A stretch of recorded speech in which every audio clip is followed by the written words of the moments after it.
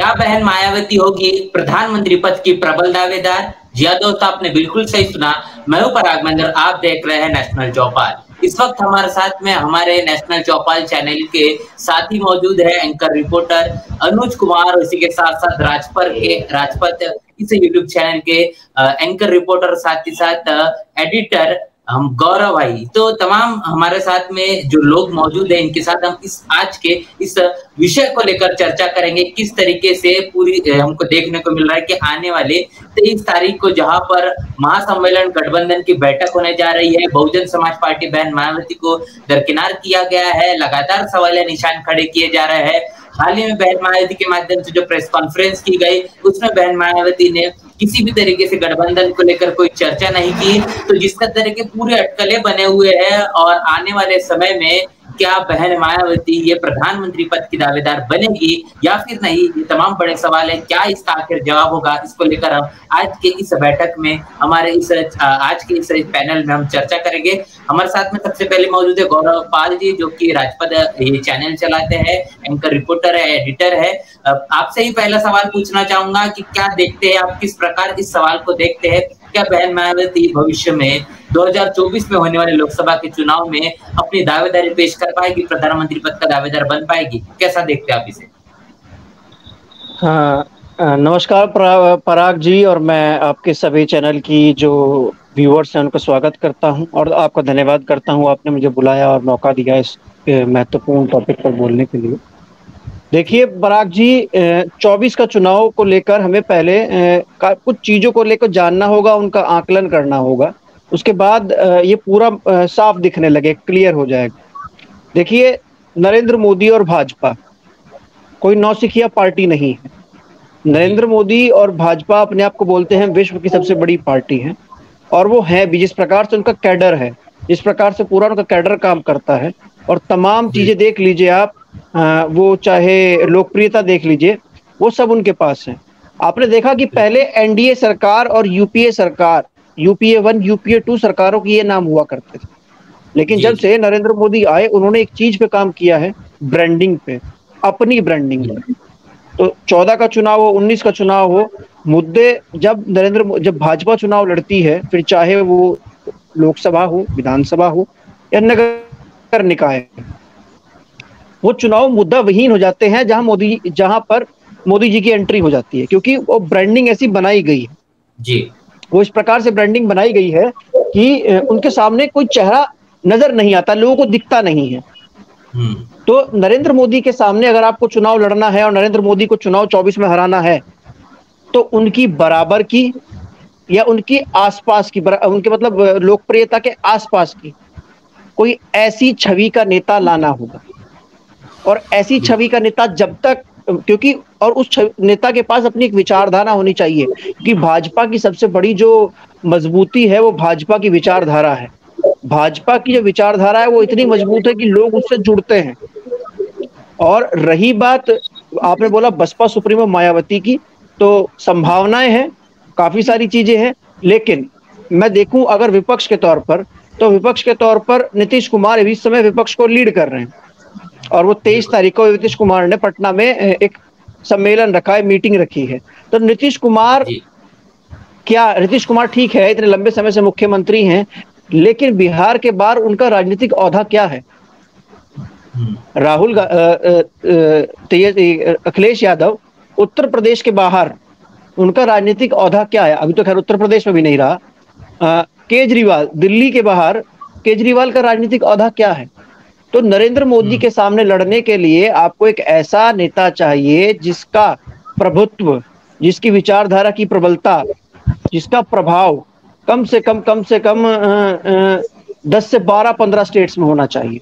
नीतीश कुमार बिहार से बाहर निकलते नहीं है, अखिलेश यादव उत्तर प्रदेश से बाहर निकलते नहीं है। रही बात राहुल गांधी की, तो राहुल गांधी पिछले काफी समय से छवि बनाने के चक्कर में लगे हुए हैं, लेकिन अब तक नरेंद्र मोदी के खिलाफ उनके खिलाफ अपनी छवि नहीं खड़ी कर पाए। 3000 किलोमीटर पैदल यात्रा कर लिए हैं राहुल गांधी, लेकिन फिर भी उनकी छवि नहीं बन पाई। तो कहीं ना कहीं 24 के चुनाव में अगर नरेंद्र मोदी को टक्कर देनी है, तो एक मजबूत विचारधारा की नेता चाहिए, और वो मजबूत विचारधारा की नेता मेरे मायने में बसपा सुप्रीमो मायावती हो सकती है, क्योंकि वो एक राज्य तक सीमित नहीं है। 10 से 12-15 राज्यों में उनका प्रभाव है। उनका वोट बैंक 12% से लेके 22 या 24% तक वेरी करता है। जब जब मायावती एक मजबूत चुनाव लड़ती हैं और बहुजन समाज जो है जो उनको चुनाव लड़ता देखता है, तो 22-26% भी उनके साथ जाता है, 28% भी जाता है, मुस्लिम भी उनके साथ जाता है। और लेकिन जब जब उनको लगता है बहुजन समाज को कि मायावती एक मजबूत चुनाव नहीं लड़ रही हैं, तो तब तक फिर वो वोट बैंक 12 से 13% हो जाता है। लेकिन जिस प्रकार से कल बसपा सुप्रीमो ने वो जो इंटरव्यू मतलब जो बाइट दी है अपनी, और एकदम भाजपा की जो हिंदुत्ववादी नीति है उसके ऊपर जो प्रहार किया है, मैं मानता हूं कि आज के भारत में कोई विपक्षी नेता भाजपा की ऐसी नीति पर खुलेआम प्रहार नहीं कर सकता। हेलो हेलो, अरे फोन काट रहा हूं। जी जी बोलिए बोलिए। तो मेरा मानना यह है, जिस प्रकार से बसपा सुप्रीमो मायावती ने ये प्रहार जो किया है भाजपा की राजनीति पर, भाजपा की हिंदुत्ववादी राजनीति पर, मैं नहीं मानता कि आज के समय में कोई विपक्षी नेता कर सकता है। आप 70% बहुसंख्यक हिंदू समाज के खिलाफ जाने की हिम्मत नहीं दिखाते। राहुल गांधी जनेऊ पहन के घूमते हैं, अखिलेश यादव दलितों पिछड़ों का वोट इकट्ठा करने की बात करते हैं और नीम शहराय में जाके हवन करवाते हैं। तो कहीं ना कहीं सपा और कांग्रेस भी सॉफ्ट हिंदू पॉलिटिक्स पर खेलती है, वो भी मुखर होकर भाजपा की विचारधारा का विरोध नहीं कर सकती। लेकिन बसपा सुप्रीमो मायावती ने कल इस विचारधारा का विरोध किया। तमाम लव जिहाद, उत्तराखंड में चल रहे मुद्दे और काफी सारी चीजों को लेकर उन्होंने बात कही। तो इससे ये बात का दावा लगाया जा सकता है कि हाँ, बसपा सुप्रीमो मायावती एक बड़ा चेहरा बन रही हैं और शायद 24 के चुनाव में, और गठबंधन शायद अगर गठबंधन चाहता है एक मजबूत चुनाव लड़ना, मेरे अनुसार तो बसपा सुप्रीमो मायावती 24 के चुनाव में चेहरा बन सकती हैं। जी पराग जी। जी जी, तो तमाम बड़ी बातों को लेकर आपने कहा कि देखा जा रहा है कि नीतीश कुमार ये पूरे के पूरे गठबंधन का एक प्रधानमंत्री पद का चेहरा साबित करने में अपने आप को लगे हुए हैं। तो जैसा कि आपने तमाम चीजें की है कि जो हाल ही में बहुजन समाज पार्टी ने जिस बात को लेकर नीतीश कुमार की सरकार का बड़ा विरोध किया, जो कि आनंद मोहन के केस को लेकर था, बहन मायावती ने बड़ी मुखरता से ये बात कही। तो ये यहाँ से ये भी समझ में आता है कि अगर इस तमाम चीजों को लेकर, कांग्रेस को लेकर, भारतीय जनता पार्टी को लेकर, नीतीश कुमार की सरकार को लेकर लगातार सवाल निशान और प्रखराघात करते बहन मायावती नजर आ रही है, तो गठबंधन में शामिल होगी, ये तो कहीं ना कहीं बड़ा सवाल, गंभीरता वाला सवाल कहने की बना हुआ है। आगे अनुज, आपके पास में आपसे मैं सवाल करना चाहूंगा, कैसे देखते हैं आप अगर बहुजन समाज पार्टी इस गठबंधन के अंदर में शामिल नहीं होती, क्या लगता है गठबंधन कितना कारगर साबित हो पाएगा? जी नमस्कार। ये गठबंधन की जहां तक बात किया जाए और बहन मायावती जी के शामिल होने की बात किया जाए, जिस तरीके से तमाम पार्टियां लामबंद होती हुई नजर आ रही हैं, तो पहली बात तो ये है, इन इतनी सारी पार्टियों में अगर कांग्रेस को छोड़ दिया जाए तो बाकी अन्य जो पार्टियां हैं उनकी बात की जाए तो सभी क्षेत्रीय पार्टियां हैं और उनका वोट जो है एक क्षेत्र तक सीमित है। और कहीं ना कहीं ये जो क्षेत्रीय पार्टियां हैं वो अपने अपने क्षेत्र में कांग्रेस के खिलाफ ही लड़ती हुई नजर आती है। जिस तरीके से केजरीवाल जी की अगर बात की जाए तो शुरुआती दौर में वो उनको कांग्रेस, आप खुद के अलावा जितनी भी पार्टियां हैं, जितने भी राजनेता थे, सब भ्रष्ट नजर आ रहे थे। वहीं जो टीएमसी की बात की जाए, ममता बनर्जी की बात की जाए, वो अपने गढ़ में वहां पे कांग्रेस के खिलाफ में लड़ रही हैं। तो कहीं ना कहीं ये पार्टियां जितनी भी है वो एक दूसरे के खिलाफ जिस तरीके से है वो गठबंधन सिर्फ स्वार्थी तौर पे करना चाह रही है और अपने अपने क्षेत्र में वो कांग्रेस मुक्त जो है प्रदेश क्षेत्र बनाना चाह रही है लगातार इस तरीके की। और जहां तक बात रही बहन कुमारी मायावती जी की, तो बहन कुमारी मायावती जी का गठबंधन होगा या नहीं होगा ये तो आने वाला समय ही बताएगा। पर जिस तरीके की परिस्थितियां हैं और परिस्थितियों के अनुसार देखा जाए कि बहन मायावती जी के अलावा अन्यथा कोई विकल्प नहीं है जो नरेंद्र मोदी के चेहरे के सामने वो ब्रांडिंग कर सके। जिस तरीके से बात की जाए, ऐसा कोई भी क्षेत्रीय नेता नहीं है उनमें, चाहे ममता बनर्जी हो, चाहे राहुल हो, चाहे जितने भी नेता जो शामिल हो रहे हैं, अगर सबकी बात की जाए तो उनमें ऐसा कोई भी नेता नहीं है जो उस चेहरे को फेस कर सके या उसकी ब्रांडिंग को थोड़ा सेट कर सके। तो मोदी जी ने जो ब्रांडिंग अपनी की है उसको चेंज करने के लिए बहन मायावती जी से बेहतर ऑप्शन कोई नजर नहीं आता, क्योंकि लगातार जैसा गौरव पाल जी ने बताया ऑलरेडी कि 15 राज्य हैं जहां पर बहन मायावती जी का वोट है, वो चाहे 2% से लेके 12, 15, 20% तक अलग अलग क्षेत्र वाइज अलग अलग है। जिस तरीके से बात किया जाए तो एक राष्ट्रीय पार्टी का गठबंधन, और जब भी होगा, जिस तरीके से बात किया जाए, जिस तरीके की परिस्थितियां हैं, ब्राह्मण परेशान है, मुस्लिम परेशान है, जाट गुर्जर परेशान है, और जब कभी जो परेशान ब्राह्मण है, जिस तरीके से 2007 की बात की जाए, जो कांग्रेस से परेशान था तो उसके सामने बीजेपी का कोई ऑप्शन नहीं था, तो उसने क्या किया, बसपा को वोट किया। अभी वो कांग्रेस से ऑलरेडी परेशान है और उसके सामने जिस तरीके से परिस्थितियां हैं बीजेपी को लेके, अगर कांग्रेस और बीएसपी का गठबंधन होता है तो जितना भी परेशान ब्राह्मण वर्ग है वो बहन मायावती जी के शासन और उनके प्रशासन चलाने की जो नीतियां हैं या जिस तरीके से उन्होंने अपना प्रशासन दिखाया है चलाकर, उसको अस्वस्थ है कंप्लीटली कि हाँ इसमें मेरा अहित नहीं होगा, हित ही होगा, है ना। तो इस तरीके से जितना भी परेशान ब्राह्मण है वो इसी गठबंधन में जाएगा अगर कांग्रेस और बीजेपी का होता है तो बीएसपी का सॉरी। और अगर जितना मुस्लिम समाज है, जिस तरीके से मुस्लिम समाज सपा से रूठा हुआ है, बीजेपी में तो सवाल ही नहीं होता उसका जाने का, तो जिस तरीके से मुस्लिम समाज जो है वो बीएसपी और कांग्रेस के गठबंधन में जाएगा, क्योंकि वो कांग्रेस की तरफ अट्रैक्ट है और बीएसपी की तरफ अट्रैक्ट है। इसी तरीके से जाट और गुर्जर जितना भी है वो अगर जयंत कांग्रेस और बीएसपी का गठबंधन होता है तो जितना भी वोट प्रतिशत है वो सारा का सारा इस गठबंधन में ट्रांसफर हो जाएगा। और कहीं ना कहीं अगर इस तरीके का गठबंधन होता है तो बहुत से ऐसे क्षेत्र होंगे जहां पे बीजेपी को अपनी जमानत बचाना भी मुश्किल हो जाएगा। तो इस तरीके की तमाम परिस्थितियां होती हैं। जिस तरीके से बात किया जाए, जैसे उत्तर प्रदेश में कम से कम 30 से 40 वोट जो है सीट आ जाएगी, आराम से आ जाएगी। राजस्थान हो गया, छत्तीसगढ़ हो गया, आंध्र प्रदेश होगा, तेलंगाना, यहाँ पर बहुत बड़ा जो फायदा है इस गठबंधन को होगा। अन्यथा अगर बीएसपी या बहन मायावती जी को ये गठबंधन में नहीं लेते तो ये सारे प्रदेश में कहीं ना कहीं अगर बात किया जाए बीजेपी को हराना या बीजेपी के सामने खड़े हो पाना भी बहुत बड़ा सवालिया निशान उन सबके सामने होगा। जी बिल्कुल बिल्कुल। जैसा कि आपने कहा कि बहुजन समाज पार्टी तमाम आने वाले 4 जो प्रदेश है वहां पर विधानसभा के चुनाव होने जा रहे हैं। हाल ही में उन्होंने तेलंगाना के अंदर में जिस प्रकार केसीआर की सरकार को तीखा निशाना बोलते हुआ कहा है कि जो केसीआर की सरकार है संविधान बदलने की हाल ही में बात कर रही थी। आरएस प्रवीण कुमार के माध्यम से अब जैसे जैसे बहुजन समाज पार्टी का जनाधार पड़ते हुए नजर आ रहा है तो केसीआर को मजबूरन बाबा साहब के 125 फीट की मूर्ति बनानी पड़ी, सचिवालय को बाबा साहब का नाम तक देना पड़ा। तो ये कहने की बहुजन समाज का बढ़ता हुआ जनाधार देखने को मिला। इतिहास में भी अगर हम देखते हैं कि जब भी बहुजन समाज पार्टी ने जिससे भी गठबंधन किया है वो पार्टियां कहने की कमजोर होते हुए नजर आई है। फिर बात करेंगे कांग्रेस की, तो कांग्रेस से जब गठबंधन हुआ तब कांग्रेस कमजोर हो गई, इधर इस हद तक की कमजोर हो गई कि आज भी उत्तर प्रदेश के अंदर में कांग्रेस अपने बलबूते पर खड़े तक नहीं हो पा रही है। बात करेंगे भारतीय जनता पार्टी की, तो भारतीय जनता पार्टी भी जिस तरीके से अपने आप को उत्तर प्रदेश के अंदर में जस के तस खड़ी कर पाई है।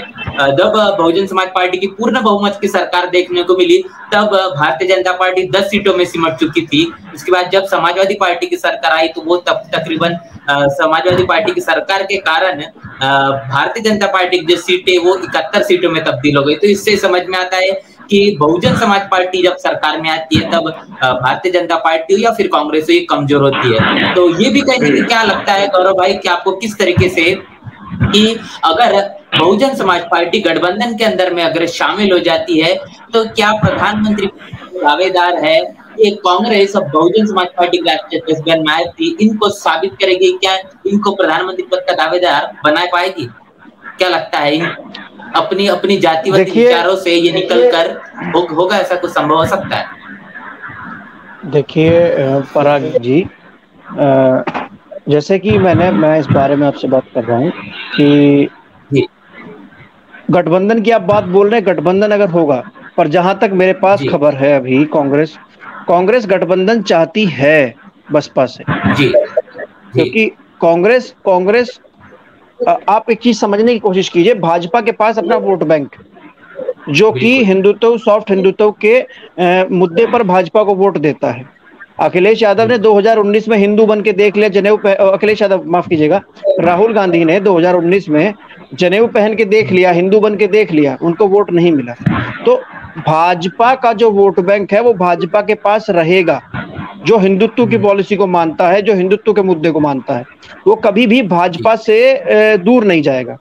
अब आपको उसके सामने एक अल्टरनेट वोट बैंक चाहिए।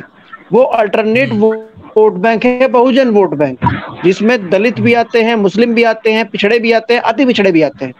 अब सबसे बड़ा चुनौती कांग्रेस के सामने ये है कि दक्षिण भारत में कांग्रेस जो है आदिवासियों को लेकर, आदिवासी वोट बैंक को लेकर मुहिम चलाई। कर्नाटक हो, तमाम प्रदेश रहे हो, लेकिन उत्तर भारत और महाराष्ट्र से ऊपर के जितने राज्य हैं, तेलंगाना, छत्तीसगढ़, उत्तर प्रदेश, बिहार, राजस्थान, मध्य प्रदेश, यहाँ पे बहुजन वोट बैंक को अपने साथ कैसे ले? सबसे बड़ा सवाल ये है, कैसे दलित वोट बैंक को, Jatav, non Jatav vote bank को, नॉन जाटव दलित वोट बैंक को, इनको अपने साथ कैसे ले? अब कांग्रेस ये बात जान चुकी है कि हिंदू उनको अब वोट नहीं करेगा, उनको एक अल्टरनेट वोट बैंक लाना पड़ेगा। तो उसके लिए उनके साथ में एक ऐसी दल का होना जरूरी है, जो दल बहुजन हितैषी है और जिसके पास बहुजन वोट बैंक का कैडर है। अगर आपको बता देता हूं मैं कि उत्तर प्रदेश से दो नेता ऐसे हैं कांग्रेस के, ब्रजलाल खाबरी और नकुल दुबे, दोनों लोगों की ड्यूटी लगाई गई है दिल्ली से बहुजन समाज पार्टी के साथ गठबंधन करवाने को लेकर। पर एक बात आप ध्यान रखिए कि बहुजन समाज पार्टी के गठबंधन की नीति क्या है। बहुजन समाज पार्टी जब गठबंधन करती है, बसपा सुप्रीमो मायावती जब गठबंधन करती हैं, तो उनकी एक नीति रही है, वो कभी भी किसी की शर्तों पे गठबंधन नहीं करती, वो भेड़ चाल नहीं चलती। जैसे अभी आप देख रहे हैं कि 23 तारीख को मीटिंग होने वाली, तो सब राजनीतिक दल जो है वो पटना की तरफ दौड़ रहे हैं, बिना सोचे समझे दौड़ रहे हैं। तो बसपा सुप्रीमो मायावती जो है, उनकी पहली पहचान ये है, कभी वो भेड़ चाल नहीं चलती, वो किसी की शर्तों पे गठबंधन नहीं करती, वो अपनी शर्तों पे गठबंधन करती है। और आप देखिए, मैं आपसे बात कह रहा हूं, आज गठबंधन होगा 24 के चुनाव से पहले, उस गठबंधन में बसपा भी शामिल होगी और बसपा अपनी शर्तों पे गठबंधन करेगी, क्योंकि कांग्रेस बिना बसपा के जो 15 राज्यों का बहुजन वोट बैंक है वो नहीं ले पाएगी। उत्तर प्रदेश में तो मुस्लिम वोट भी सपा के साथ नहीं है, तो उसको लेने के लिए कहीं ना कहीं तो बसपा के पास जाना पड़ेगा। जो दलित वोट बैंक है वो बिना बसपा के, बताइए, गठबंधन को मिल जाएगा क्या? राजस्थान में हो या फिर मध्य प्रदेश में हो, बिहार में हो, आपका छत्तीसगढ़ में, बताइए, बिना बसपा के दलित वोट बैंक गठबंधन को मिल जाएगा क्या? अब चंद्रशेखर आजाद के भरोसे तो दलित वोट बैंक नहीं मिलेगा ना। सपा ने चुनाव लड़के देख लिया, कितना मिला कितना नहीं मिला पता लग गया। तो अगर बहुजन वोट बैंक चाहिए और गठबंधन को भाजपा के हिंदुत्ववादी वोट बैंक के खिलाफ एक अल्टरनेट वोट बैंक मजबूत चाहिए, बहुजन वोट बैंक चाहिए, तो बसपा को शामिल करना होगा। और बसपा जब अपनी शर्तों पे आएगी, तो शर्त ये भी हो सकती है कि प्रधानमंत्री पद का कैंडिडेट बसपा सुप्रीमो मायावती, कुछ भी हो सकता है, राजनीति संभावनाओं का खेल है। जी बिल्कुल। अनुज जी, अनुज से मैं सवाल करना चाहूंगा कि जैसे देखा जा रहा है, जहां पर पूरा का पूरा गठबंधन एक तरीके से ये साबित करने में लगा हुआ है कि बहुजन समाज पार्टी बहन मायावती इसीलिए गठबंधन में शामिल नहीं हो पा रही है क्योंकि वो भारतीय जनता पार्टी के पीछे में लगातार भारतीय जनता पार्टी से बहुजन समाज पार्टी को जोड़ा जा रहा है, और विपक्ष का हर एक वो नेता बहुजन समाज पार्टी को दरकिनार इसलिए कर रहा है कि वो भारतीय जनता पार्टी को कहीं कहीं सपोर्ट करने में, अंदरूनी तौर पर सपोर्ट करने में लगी हुई। क्या सही मानते हैं, कितनी सही मानते हैं इस बात को आप? देखिए, जहां तक रही बी टीम की बात की जाए, तो अभी जो विपक्षी दल है, जो सारे गठबंधन किए हुए हैं, वो कहीं ना कहीं बहुजन समाज पार्टी का एक ऑप्शन तलाश रहे हैं। जिस तरीके से बात की जाए, खड़गे जी को जिस तरीके से लेके आए, बट वो कहीं ना कहीं जो उनका ऑप्शन है वो कारगर साबित नहीं हो रहा है। अंततः मजबूरी बस उनको, अगर बहुजन समाज का वोट चाहिए, तो बहुजन समाज की तरफ से एक विचारधारा जो सामने से निकाल के आ रही कि बहन जी को जो है आप पीएम पद का दावेदार घोषित कीजिए और खड़गे जी को जो है गृह मंत्री का दावेदार घोषित कीजिए। इस तरीके की जो है बहुजन समाज में खबरें आ रही है। और जहां तक बात रही बी टीम की, तो बीएसपी ही एकमात्र पूरे देश में ऐसी पार्टी है जिसने बीजेपी को खुद बी टीम बना दिया। जो खुद ही ऑलरेडी बीएसपी की बी टीम रह सकी है वो है बीजेपी। जिस तरीके से बहन जी ने 3 बार गठबंधन किया लगातार बीएसपी के सपोर्ट, बीजेपी के सपोर्ट से उन्होंने सरकार बनाई, और तीनों बार लगातार जब तक उनका शासन रहा, जब बारी उस पार्टी के आती है शासन करने की, गठबंधन खत्म।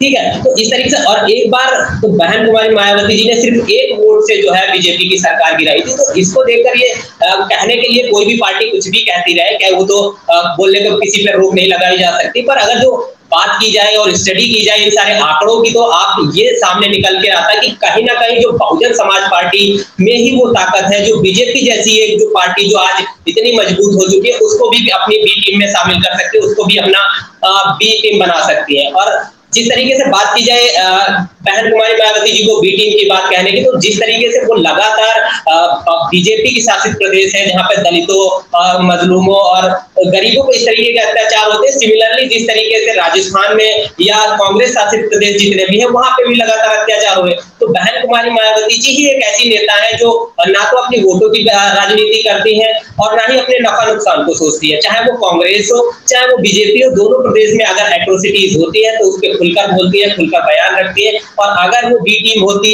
तो वो कहीं ना कहीं पक्ष लेती, तो पक्ष तो वो ले नहीं रहे। और लगातार दोनों जिस तरीके से उन्होंने भी जो पिछली कॉन्फ्रेंस की जिसमें वो लगातार हमलावर है दोनों पार्टियों को लेकर, तो इससे क्या साबित होता है कि कहीं ना कहीं जो ये जो अन्य दो दल है वो कहीं ना कहीं परसेप्शन तैयार कर रहे हैं, कहीं ना कहीं दलित वोट बैंक को अपनी तरफ ट्रांसफर करने के लिए बी टीम बनाने की कोशिश कर रहे हैं। और लेकिन बहुजन समाज आज बहुत जागरूक हो चुका है, बहुत शिक्षित हो चुका है और उसको सारी चीजें समझ में आ रही है कि बहुजन समाज पार्टी जो है वो कुछ भी करे और कैसे भी करे, इस पार्टी में बहुजनों के हित के अलावा और कुछ भी नहीं है। अगर किसी को लगता है कि ये बीजेपी की बी टीम है या जैसा, तो बहुजन समाज को ये आंकड़ा है कि किस तरीके से बहन मायावती जी ने जिस तरह 3 बार शासन किया और किस तरीके से बीजेपी को बी टीम बनाया और किस तरीके से एक वोट से गिराया। तो बहुजन समाज आज इतना जागरूक है, इतना शिक्षित है कि उसको पता है कि कौन किसकी बी टीम है और उसका हित कौन सी पार्टी में है, वो उसी के साथ जाना पसंद करता है। जिस तरीके से आप देख भी चुके हो कि किस तरीके से लगातार वोट प्रतिशत गिर रहा है, लेकिन क्या है कि जो बहन जी का कोर वोट है वो तो वही स्थिर है ना, वो तो कहीं नहीं जा रहा है। अगर उसको लगेगा कि बी टीम है तो वो भी खिसकना चाहिए था, पर वो बहन मायावती जी के साथ में कंधे से कंधा मिलाकर खड़ा हुआ है। और जिस तरीके से बहन जी आज एक्टिव मोड में आ गई है, उस तरीके से जब भी वो कभी देखता है कि बहन मायावती जी जो नॉन कोर वोट है बहन जी का, जो अन्य अदर वोट है, वो भी जब देखता है बहन जी फाइट कर रही है और वो फाइट में लड़ रही है, तो वो सारा का सारा बहन जी के पास इकट्ठा होकर आ जाता है और बहन जी की 20 से 30% वोट बैंक बन जाता है और कहीं ना कहीं सरकार भी बना लेती है बहन जी। तो इस तरीके से बहुजन समाज शिक्षित है, उसको पता है कि बी टीम तो ये अन्य दल है जो लगातार कहीं अगर बीजेपी शासित में आप हो, अगर बीजेपी के साथ गठबंधन हो, तो आप चाहे दलित नेता हो चाहे कुछ भी हो, आपके ही परिवार का, आपकी ही जाति का और आपके ही समुदाय का इंसान मारा जाता, आपसे जवाब नहीं खुलता, तो बी टीम तो आप हुए। इसी तरह कांग्रेस की बात की जाए, कांग्रेस शासित